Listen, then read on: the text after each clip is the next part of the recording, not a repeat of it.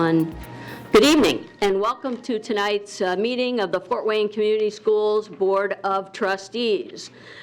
We are joined today by some very special guests, the Memorial Park 8th grade jazz combo and their director, Ryan Thompson. So jazz combo, if you'd like to come up here to the front and face the audience. It's a shame that we can't play the Pledge of Allegiance. Maybe one of you talented musicians will figure out how to do that. But if you would all rise and we'll say the Pledge of Allegiance. I pledge allegiance to the flag of the United States of America and to the republic for which it stands, one nation, under God, indivisible, with liberty and justice for all. And just stay here for a minute. And Mr. Thompson, would you like, we have a microphone here or up at the podium, if you'd just like to tell us a little bit about the group? Sure. And what they've been up to and where we can see them perform. This is the 8th grade combo at Memorial Park. We are fortunate enough at the Fine Arts Magnet to have a very integrated and vast curriculum in the musical arts, and we are the only school that I know of in the area at the middle school level that has a jazz curricular course. So these students study the history and performance of jazz on a daily basis. This is probably the hardest working group of kids in middle school. I'd put them up against any other music group in our county in terms of the amount of work that they put in, the time that they put in, and the number of performances that they in which they participate. We were asked to do tonight's gig, as we say, only a few days ago, and they were up to that challenge to have that music ready to go. Neat lesson there in not only community service but also in jazz itself. You know, there's some improvisation, there's a little bit of winging it, and when you're the best group, you're often called to serve, and that's what we do. So you can catch us tomorrow, 11:30 in the morning, free performance at PFW, the PFW Jazz Festival. We will be performing at 11:30 in Our Hall, and then we'll continue with the Snyder Jazz Festival, the Northside Jazz Festival, and the Ball State Jazz Festival later this month. And that's just a small sample. So. Great.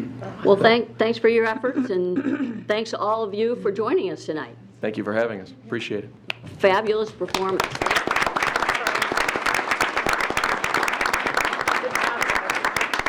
If any parents want to come up and take pictures, maybe you've already gotten enough, but okay, so you won't bother us at all. I know you got important things to do, a lot of homework probably, instrument practice, so go ahead and leave. Thanks for joining us. Permission to leave. Free to go. What do you say? Free to go.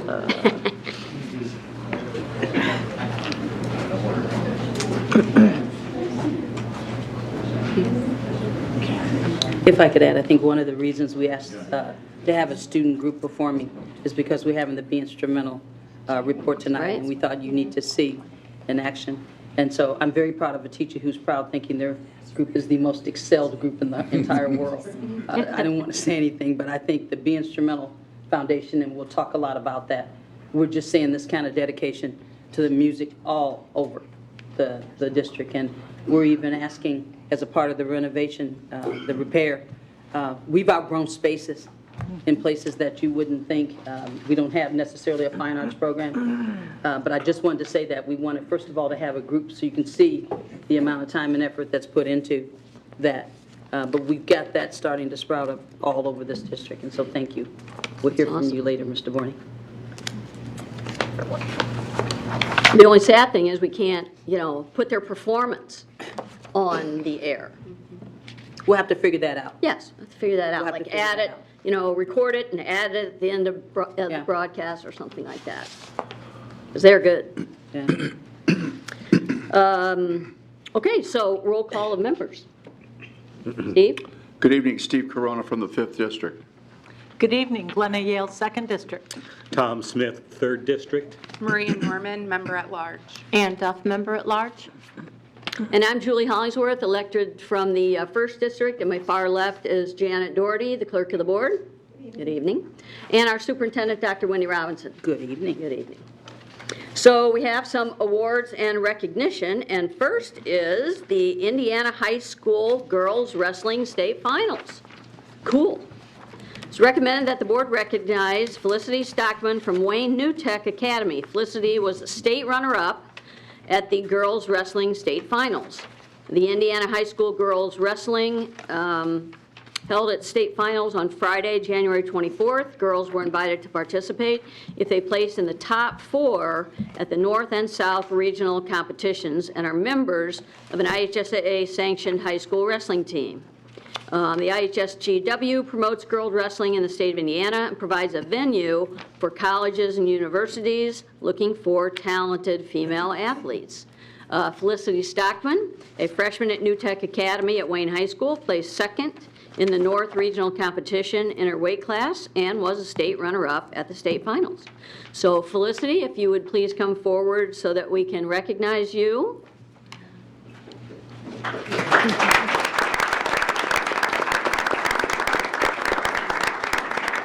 Along with Lucas Fisher, coach, Emily Oberlin, New Tech Academy director, and John Hauser, Wayne principal.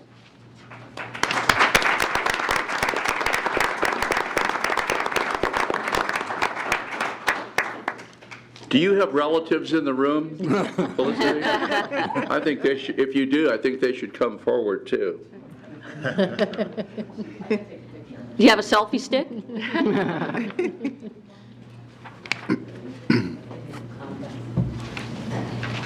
Thank you. Thank you. It's a big deal. So either Felicity or Coach Lucas, would you like to say something? This is a first, I think, for Fort Wayne Community Schools to have. I'm excited that there's finally an organization in the state that's promoting wrestling and seems to be growing in popularity. Yeah. So you want to tell us a little bit about your experience this year? It's my first year, and I don't know what to say. So did you only wrestle against girls, or did you wrestle against boys? My first ever match, it was like 5 matches, and I wrestled all boys, and then later I found out there was a regionals, and then I was begging Fish to go for weeks. Sorry, Fish.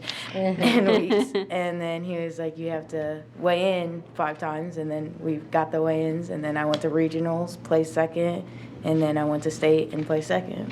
Awesome. Wow. Very good. Did you lose to the same? Come this way, Coach. I'm curious. Did you lose to the same person both times? Yeah. Okay. And did that person have a little bit more experience than you? She was a senior. She goes to New Haven. Oh, okay. So. Okay. I think I want to coach up because I think one of the things we pride ourselves in the Fort Wayne Community Schools is not to have barriers. And we can't talk about personalizing education if we don't actually do it. So, Coach, talk a little bit how you are inclusive in what you do. Well, this is the first year that we had the girls wrestle. I had 3 of them come out.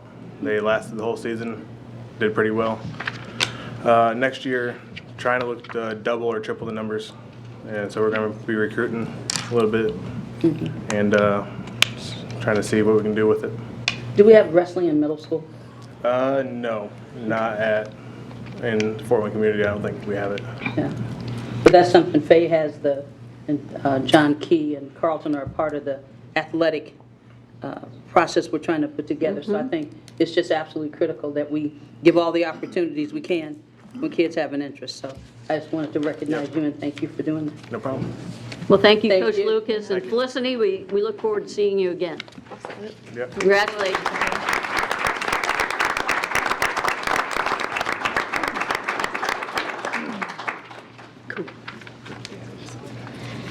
Okay, now we have the Be Instrumental Program report.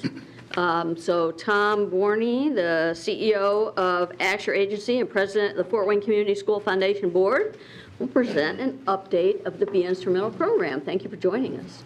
President Hollingsworth, thank you. Dr. Robinson, members of the board, appreciate the opportunity to give you a brief update on what we've been doing at the foundation. Janet, you're going to be my clicker? You're wonderful. I don't know how much background you have on the foundation, but let me just give you a brief little snippet. It was incorporated in 1992, but it never really became fully engaged until 2011 when Melanie Hall, who is now our executive director, approached Dr. Robinson and had a discussion about the foundation and reestablishing it. And so the first step was to put together a new group of board members. We do have 2 board members who are joining us tonight. Our newest is Rick Kinney. Rick, do you want to stand up? And Steve Parkowski. Steve, would you mind just standing up? Thank you.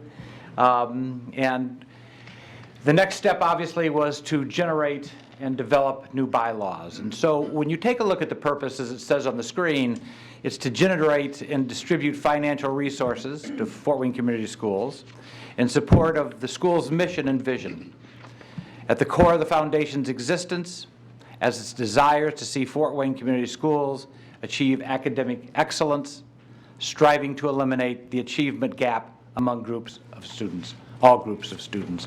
So that really became the purpose of the foundation. When you take a look at what became our guiding principles internally among the foundation, it was proposed programs should have measurable and lasting impact in the community and help the schools to be the school of choice.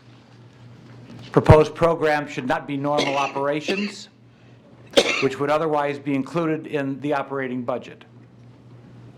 Requested funding of programs should be for a finite period. And finally, preference will be given to proposals that broadly impact the student population as a whole. So as we took a look at what did we want to take a look at in terms of the foundation supporting, we looked at a lot of different aspects, a lot of different programs. We actually went out and did some research among faculty, among the community, and we decided that we wanted to see not so much technology, because those are items that could be funded, but achievable type of goals.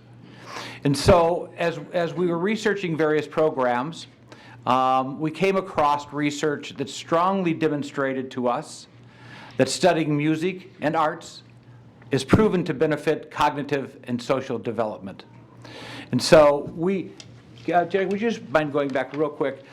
So we decided to look into a program of providing musical instruments to students who may not have the opportunity to buy and own their own instruments. We decided that we wanted to fund this for a 12-year program, which would take us through 2027. Thank you. Let me just look at a brief timeline in terms of our program. So 2015 was when we took a look at the program, strongly supported by Dr. Robinson. We started preparing for our fundraising efforts, and the first leadership grant came from the Our Foundation, which was $100,000. That gave us the opportunity to start the program. We strongly looked if we could do this on our own and decided that we needed a full-time program manager. That manager is here, Bruce Schneider. Stand up. Bruce has done just an absolute wonderful job, and we really appreciate everything he's done. So in 2016, we launched our pilot program. There were 3 schools. We had 32 students. Those schools were Lakeside, Miami, and Shawnee. In 2017, as we were getting more serious, we approached Sweetwater Sound and Chuck Sirac, and we had several discussions with Mr. Sirac. He was aware of the program. He loved the program. He did come to us immediately and said, I can provide you with some instruments that are as good as cash. And I believe at that time, Melanie, how many did we have? He donated 100. He donated 100 instruments immediately. And so as he kept an eye on what the program was doing and how these young students were just enthralled with this program, he decided to come back and said, I would like to jumpstart your program, and he gave us $500,000. So with that $500,000, we knew that we were on our road to a very successful program. In 2018, we've now expanded to all 11 middle schools. We are now able to fund summer camps, and the combination of 2018 and 2019, we had 438 participants in this program. Today, we went from 32 in 2016 students to 445 students. If you want to do the math, it's a 1,400% increase. And it continues to grow. So as you take a look at the program, it's really about the results. And yes, the program is buying instruments for students who may not be able to buy them on their own. But the real results of this program, as tracked by Bruce and the team, shows that there are higher grade point averages, there's higher test scores, there's better attendance, and there's fewer disciplinary issues among the students who are participating in this program. During the holidays, we are always fundraising, and we launched a social media challenge. And with that challenge, I thought it would be helpful to show you just one example of what this challenge looks like. And I believe, we can show this? Okay. And one board member, Dan Ross, the other is Tom Trent. Oh, yeah. I'm with the band.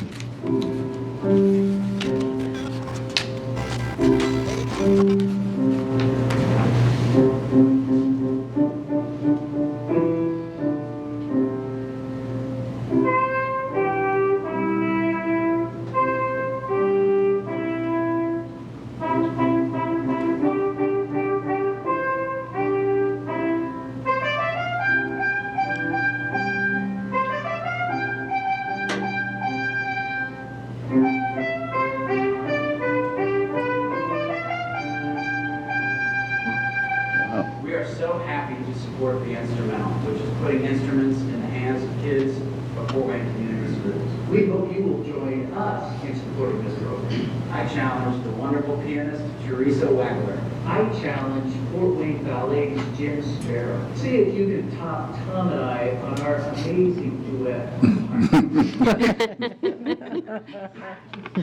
It's a wonderful program that we launched. It was with our friends at One Lucky Guitar who've donated their services to continue to make Be Instrumental a program that's ongoing.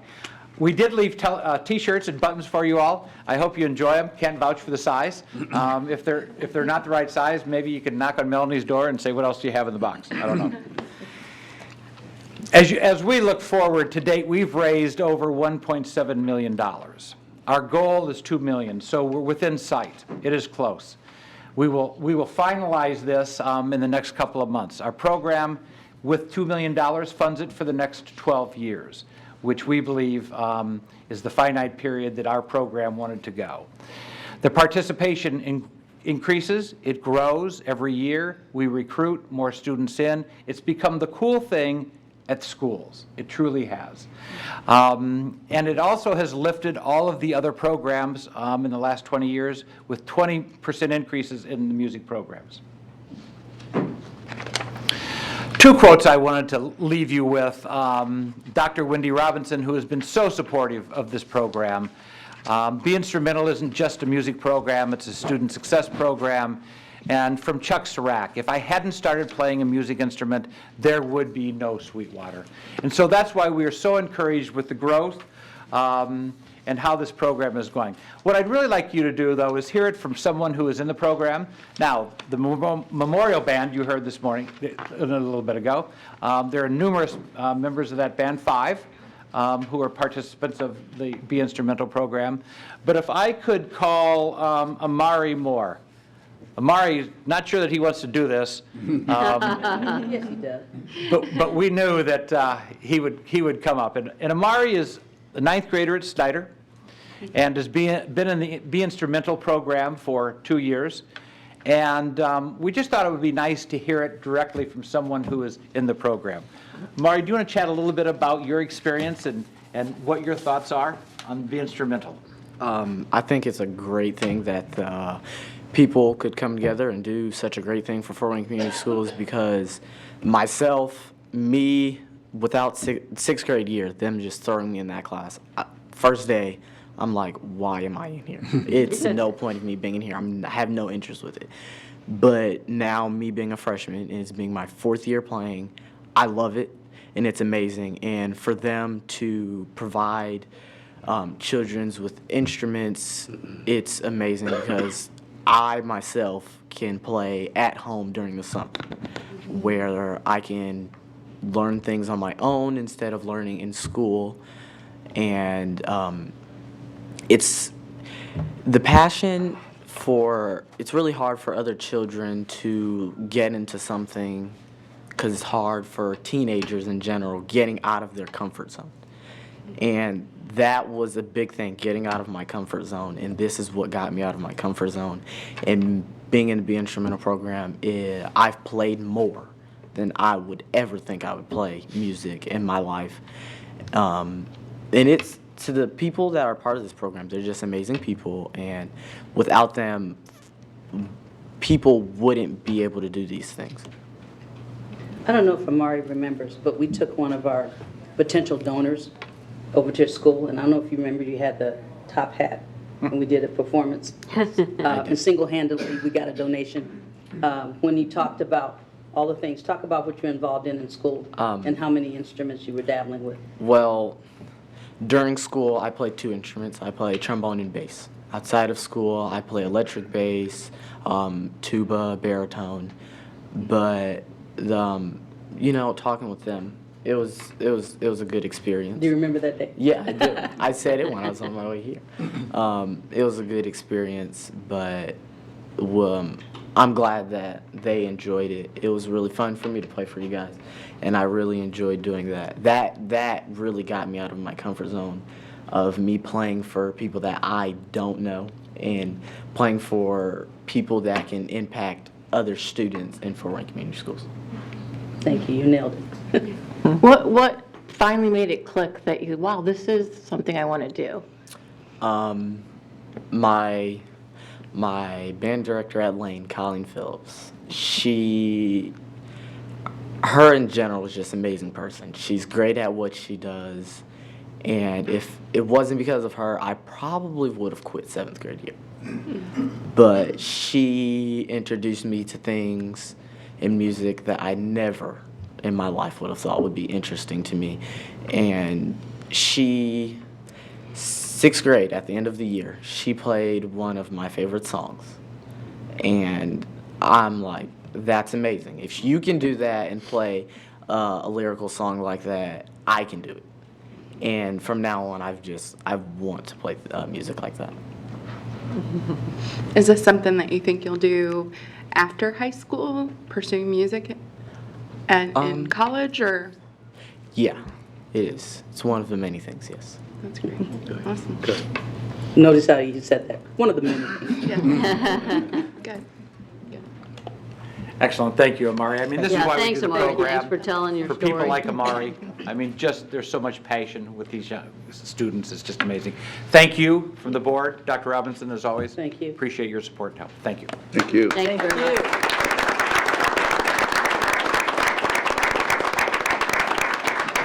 I think Amari said something that Faye and Bruce and I and Get, we know.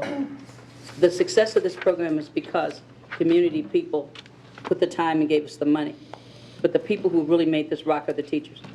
And some schools haven't taken off because the teachers don't have the passion. But you should have seen her with her class.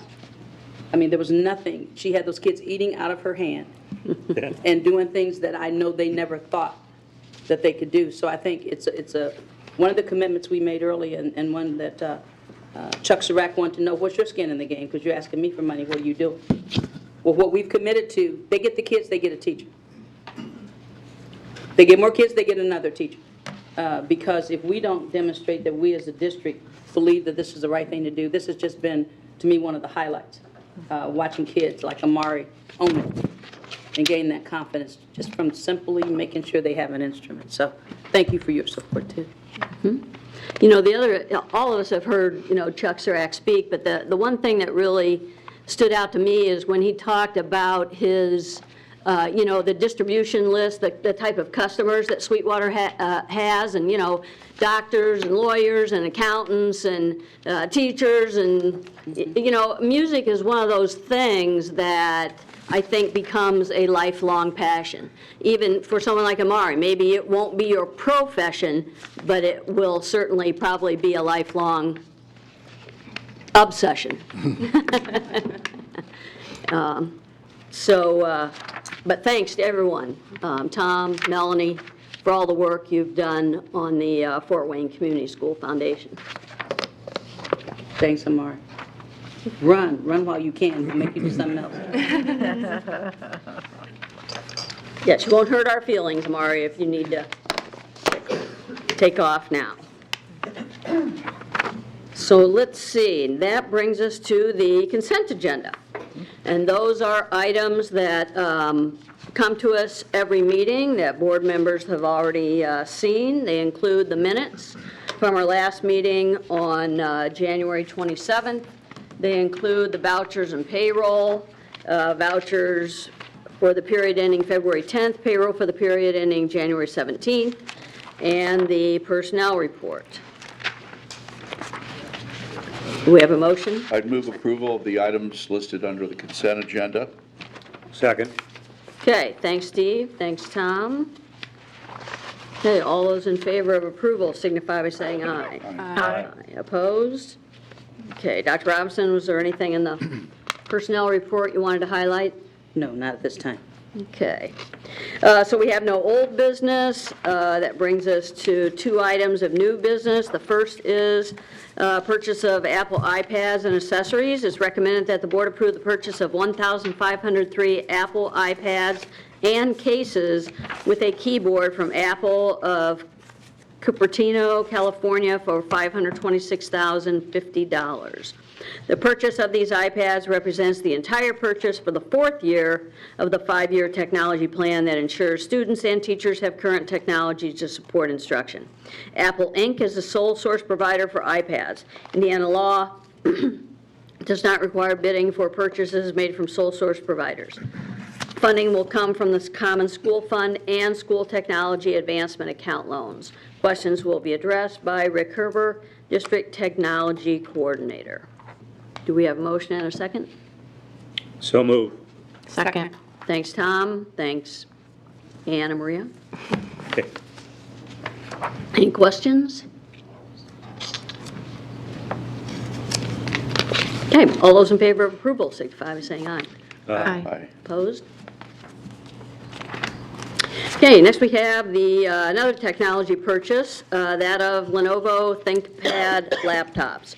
Recommend that the board approve the purchase of 1,335 Lenovo Yoga 11E ThinkPads, 161 Lenovo Yoga L390 ThinkPads, and 81 Lenovo E590 ThinkPad laptop computers from ProSys of Indianapolis for $797,906.62. Purchase of these laptops represents the final purchase of the 4th year of the 5-year technology plan that ensures students and teachers have current technology. The Yoga 11E laptops are for students, and the other laptops are for staff. Fort Wayne Community Schools was able to secure pricing that was below GSA pricing. Indiana law does not require public bidding for purchases made at or below GSA pricing. Funding will come from the Common School Fund loan, and questions, again, will be addressed by Rick Herber, District Technology Coordinator. Do we have a motion and a second? So moved. Second. Thanks, Ann. Thanks, Maria. Any questions? Yeah, Rick, I have a question. With regard to the different types of ThinkPads that we're purchasing, we're all familiar with the Yoga 11E. Can you explain the difference or why we have the 2 different versions or models of the ThinkPads? Yes. The 390s are mostly our laptop teachers with touch capabilities, similar to our students. And the 590s are used in the office areas where maybe secretaries or administrators are there. Got it. Thank you. Any other questions? Okay, thank you. Okay, all those in favor of approval signify by saying aye. Aye. Opposed?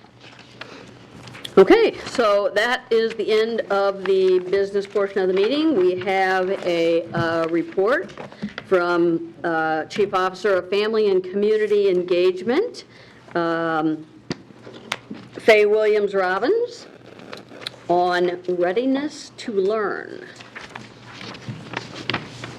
And members, I think we have a PowerPoint copy in here.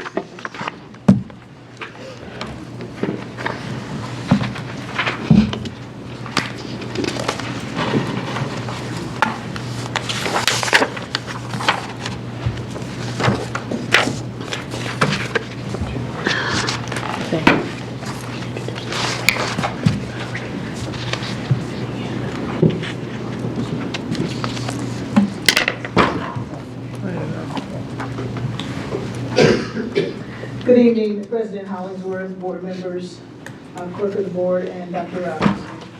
Tonight I will be presenting on the Fort Wayne Community Schools Readiness to Learn system, or as we call it, the system that helps to support and promote adult and student well-being. Tonight's presentation will speak to the beliefs, vision, roles, and responsibilities of the system, the components of the system, and why they are necessary to well-being and academic achievement. And finally, how that system is being implemented, monitored, evaluated, and adjusted as needed to enhance support. Fort Wayne Community Schools' mission is to educate all students to high standards, enabling them to become productive and responsible citizens. It is this mission and our vision of the district that drives the work of our Readiness to Learn system, a system that is intentionally designed to support all students, all adults, across the spectrum of needs and abilities.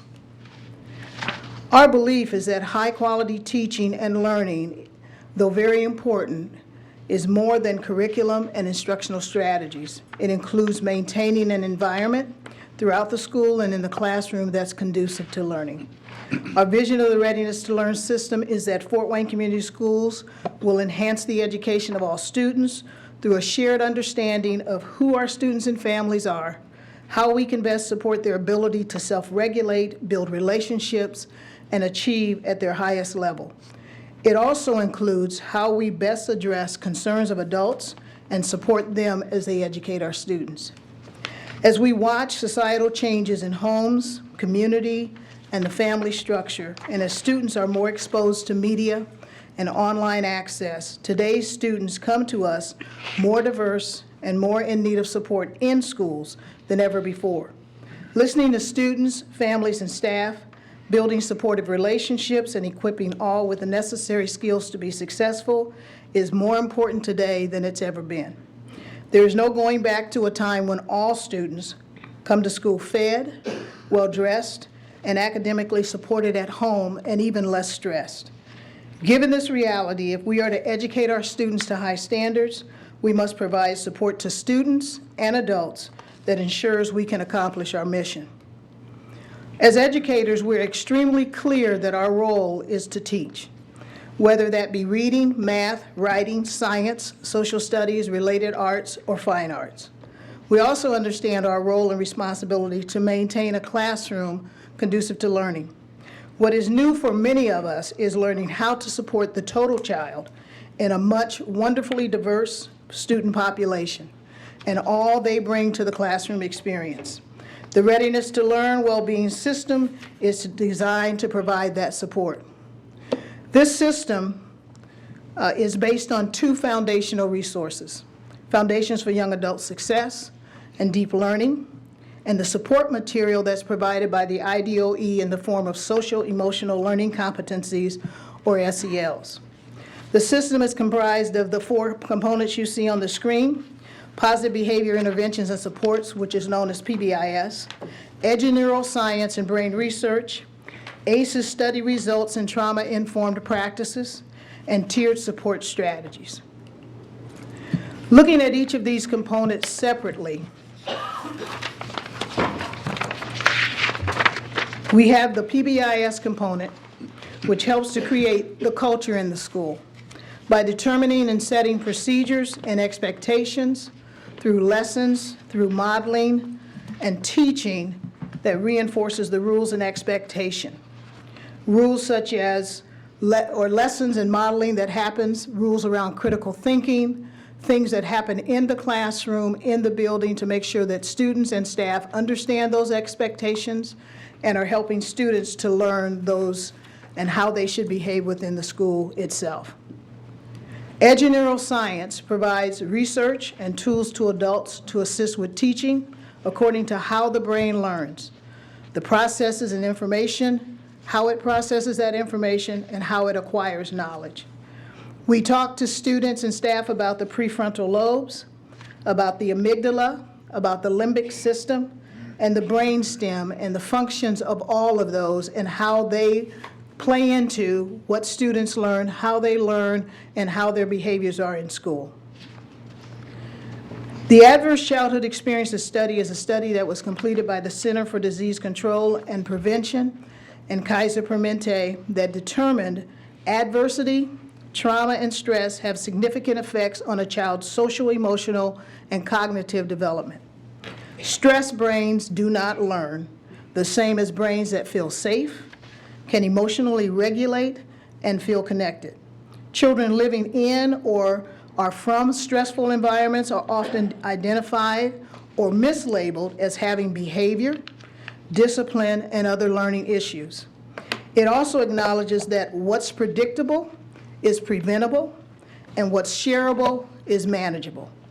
ACEs are not the destiny for all students who receive the appropriate supports. Connections, relationships are the #1 factor in changing the trajectory of ACEs. The last component of the Readiness to Learn Wellbeing system are the strategies that help to build relationships and address those social emotional needs. Things such as a Readiness to Learn curriculum, restorative practices and strategies, the placement that we have been doing with therapeutic counselors in school and helping guidance counselors to be able to understand how they can better support kids around the social emotional learning components, the social emotional learning competencies, developing learning partnerships and constructing positive learning environments. We have been rewriting each year, revisiting, revising the code of conduct, and professional learning for all adults internally and those partners who partner with us as a school district. Just as with the teaching and learning cycle, implementation alone is not enough to ensure that the needed strategies, curriculum, and modeling is in place and effective. There's always a need to monitor, to evaluate, and adjust to ascertain strengths and weaknesses of the model itself and the implementation, and what additional supports may be needed for adults and students. Regular and meaningful walkthroughs, data analysis, conversations, listening to students, families, and adults in the schools is important to progress monitoring. As you have seen in the past, we've talked about our pyramid for success. As with an academic support, the Readiness to Learn Wellbeing side of our pyramid for success is divided into 3 tiers. Tier 1 consists of all the supports provided to every student. It is the baseline upon which everything else is supported. This tier should meet the needs of 80 to 90% of all of our students. Tier 2 supports are then provided for students who need additional. This tier should consist of 5 to 10% of our student population. And Tier 3 supports are provided for students who need even more. This tier should consist of 1 to 5% of our student population. It is important that supports are implemented and monitored well for the tiered approach to be effective. Hey, Faye? Yes. Could you just give us an example maybe of, what's a Tier 1 support? What would be a Tier 2 support? What would be a Tier 3? All of the pieces that I've talked about so far, we teach all of our staff around restorative practices, so circle time. So when you come in the morning, setting the tone, so every student gets those kinds of So that's supports. an example of Tier 1. Yes, an example Right. of Tier 1. As we think about students who still have behavioral concerns, because as we're working to help students learn to self-regulate through the modeling and the lessons, there still are some students, and we know that, who need even more. And some of those students are then maybe sent to the office, and then there are supports there in the office. Some of that might be in-school suspension. And then we always have those students, not always, but we have a group of students at 1 to 5% that we find need even more. And then that's when we have alternative placements and things of that nature, because those are students that are beyond what we are able to provide in the traditional school setting. Faith, can you tell us of the students who, may require this Tier 3 supports? Theoretically, it's 1 to 5%. Is that the actual in our school, or do we have a higher number of students who would require interventions at higher than this? Yeah. For instance, So here's what I know. I don't have exact numbers tonight, but here's what I know. When we don't put in place the Tier 1 strategies appropriately and are consistent with those, we invert the pyramid. And so what happens is you have more students that get pushed into Tier 2 and get pushed into Tier 3 because we are not following our system and making sure that everyone is using those baseline strategies in Tier 1 to keep more kids in the classroom and not push more kids into Tier 2. So I think in any school district where you see large numbers in Tier 2 and Tier 3, what's happened is people are not following the strategies that have been given in Tier 1.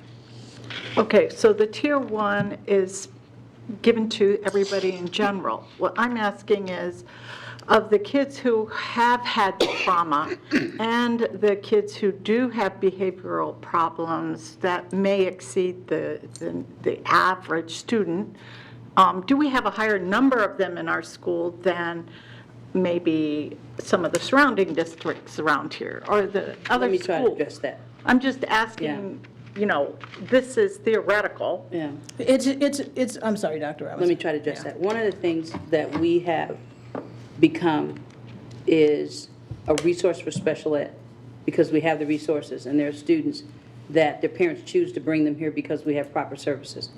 Of that 80%, 80 to 90%, most of the kids who are in special ed in that area are what we call mild.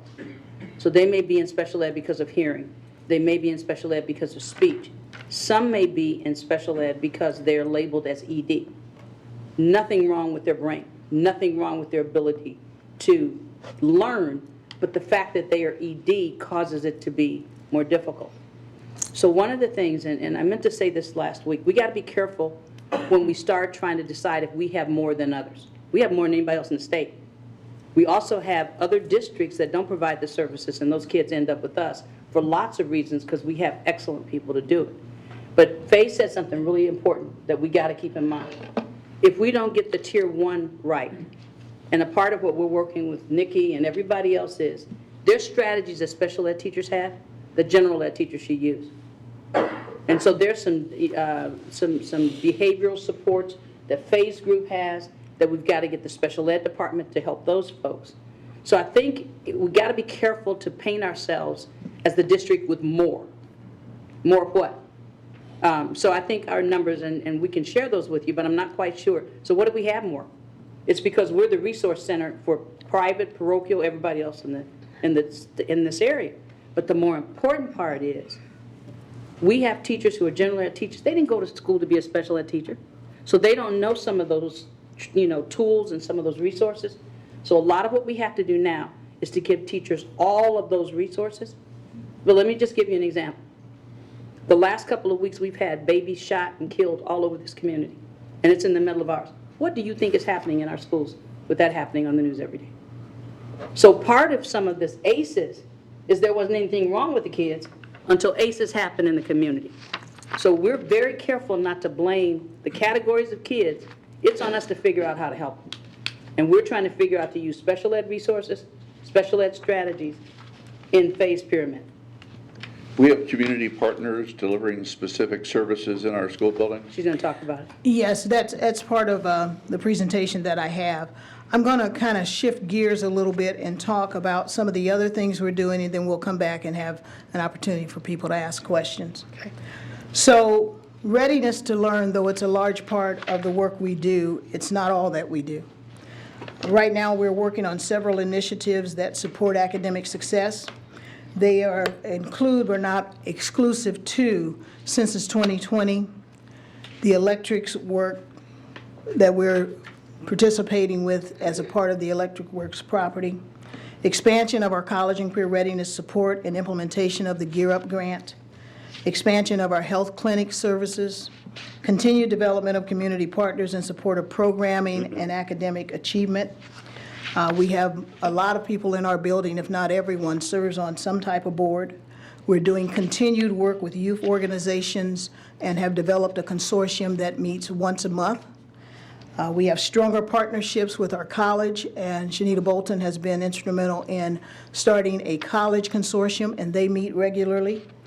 We are supporting pre-K through 12 academic achievement and family connections through providing additional graduation pathways, adult continuing education, tutoring, student placement, fine arts, athletic, fundraising, scholarships, alternative education, and we even work with the natatorium as they are working to support the academic side. And of course, we have the well-being. District goal number 2 is around and focused on engaging parents and the community, public confidence, and effective communication. It's through regular collaboration with these partners that we're building relationships and a common language between Fort Wayne Community Schools and our partner organizations around the readiness to learn side, college and career readiness, and academic achievement.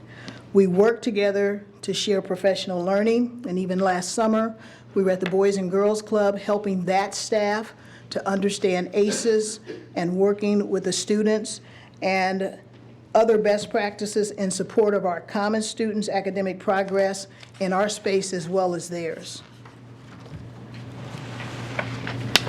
And so at this time, before we take questions, I'm really proud that I can see that we have a few people, and I know that we've had some folks that are sick, even on my staff who are not here tonight. But we have some of the community partners whom we are working with to share information and implement practices regarding the readiness to learn. And it's through these partnerships that we're working to ensure a seamless transition for our students from our learning environment to theirs and back again. So at this time, I would like for all of our community partners who are here today to stand, and if you'd give them applause. I know I saw a couple leave even. Even the Be Instrumental is part of what we do, and so some of those are gone, but I see a couple here. Thank you, Benny, and Ms. Swayze, Diane, she's with the Boys and Girls Club. Benny comes and meet with us. He's working with the youth in athletics, and so we appreciate them being here. But we thank you very much. Can we give them a round of applause? We're also partnering with the Renaissance Y, Parks and Recreation, libraries, United Way, and the programs that they have, the Housing Authority, and the programs that they have. They all have our children after school. And so if we can have a common language around how they can support kids when they get to their centers in the academic side and the readiness to learn, and also the college career readiness, and then the academic pieces. I'm also proud to have with us some of the staff members from the Family and Community Engagement Center who work alongside these community partners to implement and support best practices. So if I can have them stand as well, all those that report to the Family and Community Engagement Center. That means all of you guys that work with Fort Wayne Community Schools. Thank you. We also have Councilman Glenn Hines in the audience, and we'd like him to stand. He is one of our partners. We've been working with Fort Wayne Forward, which is an economic development, and also looking at how we can grow individuals around the job skills and provide support there. And so that's another committee that I serve on with Glenn and some others. I get a chance to see Glenn often. But as we are making connections in the community to help support all of our programs and to help support our students in various ways, I'm just really proud of the folks I work with and proud of the people who are part of our community partnerships. So in closing, we really have to acknowledge that teaching and learning is very different today from years ago. And every year, as the challenges of our society become greater, so does the need for additional and different knowledge, support, behaviors, and strategies. The students who walk through our doors bring with them all of their life experiences, and so do our adults. It is when we begin to truly work to understand one another, build positive relationships in support of each other, and learn from each other that academic achievement soars. The research of Wallace clearly states that leadership is second only to teaching. The readiness to learn system, implemented well, allows for instruction to flourish and creates an environment where learning can happen at high levels. And so if there are any questions at this point, I'd be glad to take those. I had a couple questions, actually. I was interested in the college consortium, just because I come from higher ed. Are you meeting with admissions offices, or who's coming to that admissions offices from? So Shanita's here, and she can speak to that. Thank you. Shanita? So yes. Go to the mic, dear. Need to be recorded. Thank you. So the Fort Wayne Community Schools College Consortium is all of the Fort Wayne area colleges and universities. Great. And we meet monthly, working on strategies for students to get on their campuses. They then offer us additional scholarships, as well as they are supporting our college and career readiness workshops that we do, doing some interviews with students one-on-one, taking them through the college application process. Well, that's great. Awesome. Thank you. We have received a Gear Up grant, and I don't think we've had a chance to really talk a lot about that here, but we received that grant a year ago, October, and it is designed specifically to address and inform parents around college and career readiness.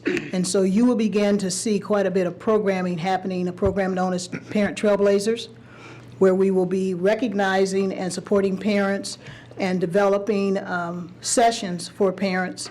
The grant itself, Shanita is directly connected to that, and it was $3.2 million the first year, and it's a 7-year grant specifically for the current 7th and 8th graders, and it follows them through their first year in college in providing those supports. So we have some Gear Up advisors that are working in schools alongside counselors, and developing even more community partnerships in order to help to support those programs.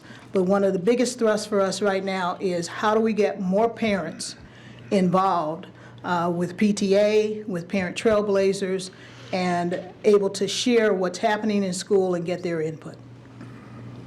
I think Glenna asked a question, and she and I are going to have some conversations, because we need to have the conversations out loud. We have to be, all of the things that Faye does, that center over there, is to make a difference between discipline and readiness to learn and supporting students. The state weighs and measures everything. When do we kick the kids out? How many? By race. But they don't give us support or funding to help fix it. So our whole focus of the readiness to learn is, if you just keep doing nothing and counting how many kids you kick out, we're going to build more prisons. So the concept for us of readiness to learn is, when kids do things that are just absolutely not tolerated, we deal with that. What we're struggling with now is everybody wants a boutique situation. If a child has a problem, send them to somebody else to fix it. Well, we got to help teachers in the classroom learn strategies for that 80 to 90, because honestly, the kids at the top, they're specialized services, and sometimes the kids at the top are gifted students. So when you talk about discipline too much and you want me to tell you what percent, we're given the image that we're the district that have all the kids that we have to discipline all the time. Did you see the students here in the band? Did you see my man from Lane? That's 90%, 80% of the kids in this district. And so I don't want us to get into the how many count, because we know we have issues, because teachers they don't learn how to do this readiness to learn stuff in college. And every year, there's a different set of issues. Whatever happens in the community, guess where it lands? And so our job is not to let them be broken when we send them out the door. Steve partners with us. There's so many different kinds of things that we have to do. So we'll talk about what that means with discipline. But teachers are struggling because this isn't what they went to school to do. And so we were, through Gear Up and a lot of other things, trying to help teachers with resources. But at the end of the day, our graduation rate is impacted by attendance. Our letter grade is impacted. The number of students by minority race that we expel, all of those then are how we're judged. So we can either just keep letting it happen, or we can try to figure out how we can deal with it. So, I kind of bristle sometimes when people want to know how many of those kids we have. They're all our kids. And if we don't fix it, we're in trouble. I would say, though, that I believe that is what teachers went to school to do, to help kids. They may not have been given the tools to do it when you were in a teacher preparation program. So that falls on us. Absolutely. With no funding from the state, I might add. Right. But I do think that that's, I never debate, that's not what I said. I know. I never debate that. But Right. being honest, then they also got to get them through the pathways. Oh, absolutely, And they have I to learn know. the different. So part of what we are building is we don't blame people for not knowing how. It's just now part of what they have to learn when they come here. Dr. Robinson, if I can share one real quick story. We had a teacher at the beginning of this year as we began to roll these strategies out. And unbeknownst to us, and Matt Schiebel is here, Matt forwarded me what the gentleman had put on his Facebook page. And it basically started out with him being in his classroom and a student who was having a behavior issue. And he took that, had that kid sit off to the side, and he continued with his class so the rest of the students could get the instruction for the day. And he realized, because of the student's behavior, that something else had to be going on. It could not possibly be what he had requested of that student, because the reaction was over the top. And so when class was over, he went over to the student and had a conversation with him, and sure enough, something had happened before the student came to school that morning. And that teacher said, had I been doing what I normally do, had I been who I was last year and not used some of these strategies, I would not have responded to the student that way, because a lot of this is about how we as adults respond to what students do. And so he had an opportunity early in the school year to sit, talk with that student, and it has created two things, and he put all of this in his Facebook post. He built a relationship with a student that is going to last that school year. And so now when that student has an issue, the student understands, here's someone I can trust, here's someone I can go to and talk out my situation, as opposed to acting out my situation. We're starting to see things like that happening across the district as people are creating in their own spaces what we're calling amygdala reset stations to help students to self-regulate. And as we are teaching them, because we can no longer expect that students come to school knowing how they are supposed to behave in a school setting. And we have to teach them, which is why PBIS is important, what our expectations are, what the rules are, and then show them what it is that they are supposed to do. Hold them accountable. This is not about letting kids get away with things, but hold them accountable, but understand that the day's kid is not the kid of 15, even 10 years ago. And the things that happen in society today and that kids are witnessing is not what it used to be. So we need to be, as adults, more equipped in order to handle those situations. Every school district has kids bringing issues and a certain behavior from home, every school district. I was coming home from seeing the grandkids in New Jersey, and I was at the Detroit airport yesterday and ran into Lisa Smith, who's the executive director of the Mental Health America of Northeast Indiana, and we got to talking about what she's doing. They just got $1 million last year, I think, from the Lutheran Foundation for mental health programs in schools and they are beginning to roll that out. I think it's called Parent Cafe, and they're at Haley and Studi right now and looking for additional partners, but we're not the only district that is partnering with them, but working with parents to try to understand how they can help them. These are licensed social workers to work with parents about behavior modification for those students that are playing that out or expressing that in school. So I think they're looking for additional schools as partnerships. So I bet they're on the list with Faye. you never know who you're going to run into that may have a solution for you. So anyway, Parent Cafe, Mental Health America. But to Steve's point, because I have other superintendents all across the country, it doesn't matter if it's suburban, rural, every school is dealing with the absolute severe behavior. You know, I don't want to say bizarre because I don't want to label kids, but things that we never saw in an education setting. And the part that strains teachers and administrators is it takes time to try to figure out what that trigger was. And so what we're trying to struggle with is what kind of resources we give, because in fairness too, you can't just expect a classroom teacher who maybe has 25. Most of our special ed kids are a part of the regular classroom. And then kids who aren't even identified as special ed are, as Steve said, bringing those issues from home and from the community into the school. So this is such a complex issue, and I hope we're trying to put a system in place, but I just don't want to reduce it to numbers. Because if I told you a number today, it'd be different tomorrow. But the programs, I would suggest even we got to figure out a way to let you see some of this stuff in action.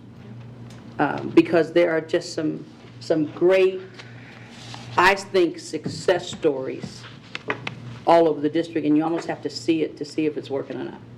Does that make sense? Yeah. I just had one other connection that I made. I live with a social worker, and you mentioned restorative practices, and that my husband was a restoration worker, and he helped to put families back together. And my initial thought was, so now our teachers have to be social workers.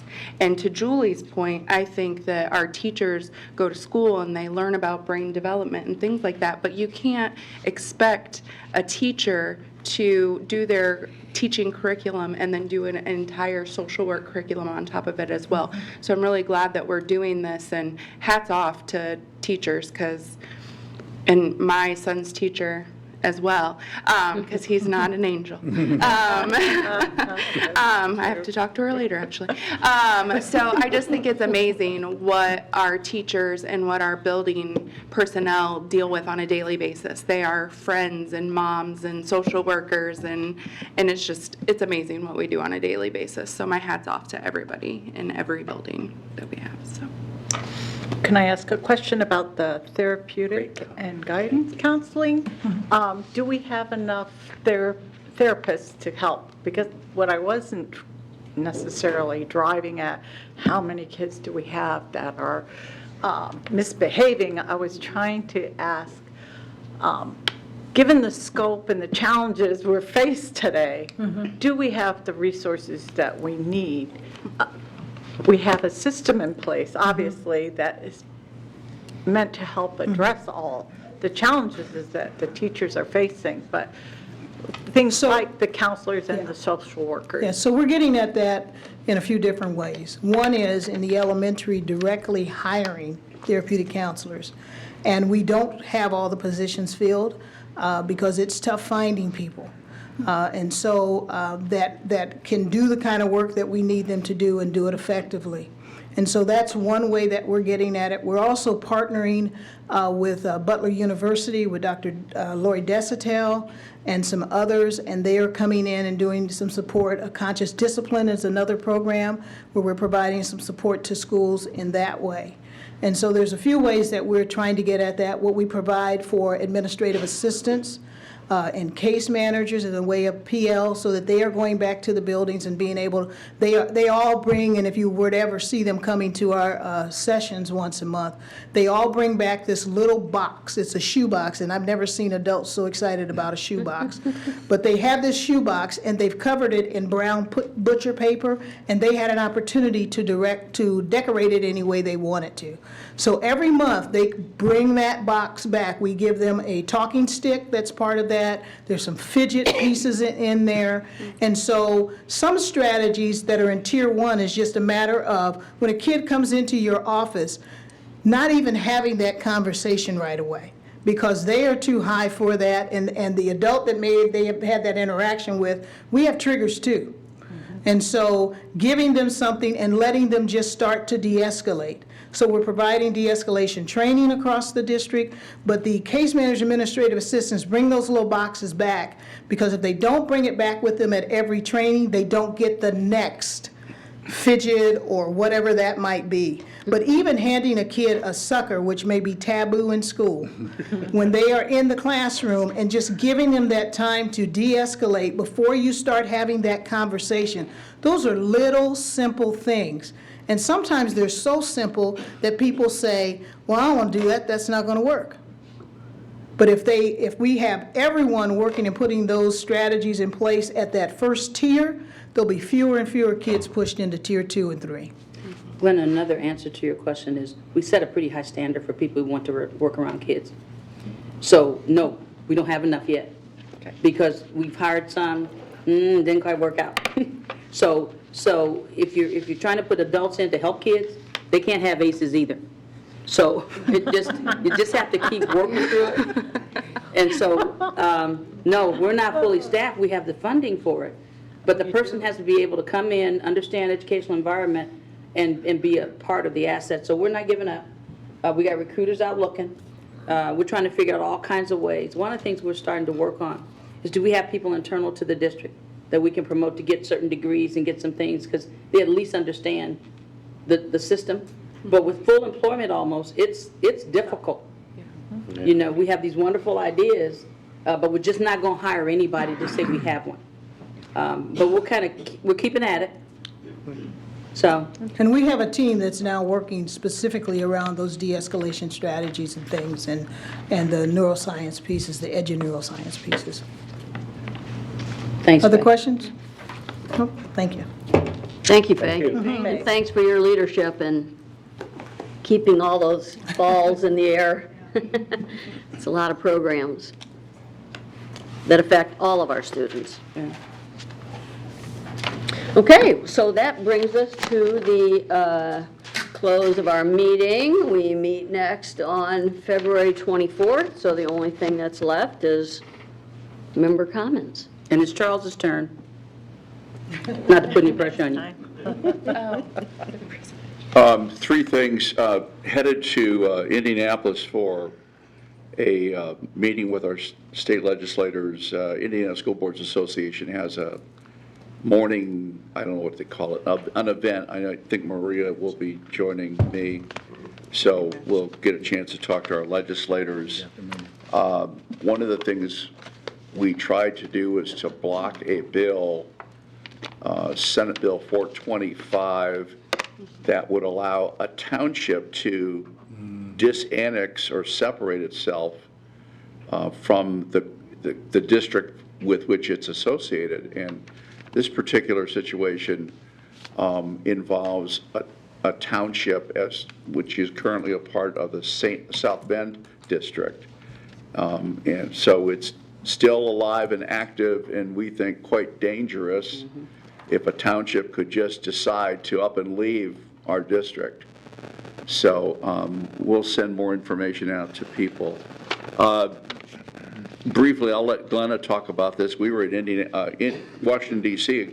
about a week ago, and Glenna got us into a meeting with our senators, Young and Braun, and anyway, she can tell the rest of the story, but finally, today is Kathy Friend's 40th birthday, and as you'll recall, if you were with us last meeting, she gave us a 7-year notice of her retirement. I was never really good at math, but early retirement at 47 sounds pretty darn good. Happy birthday.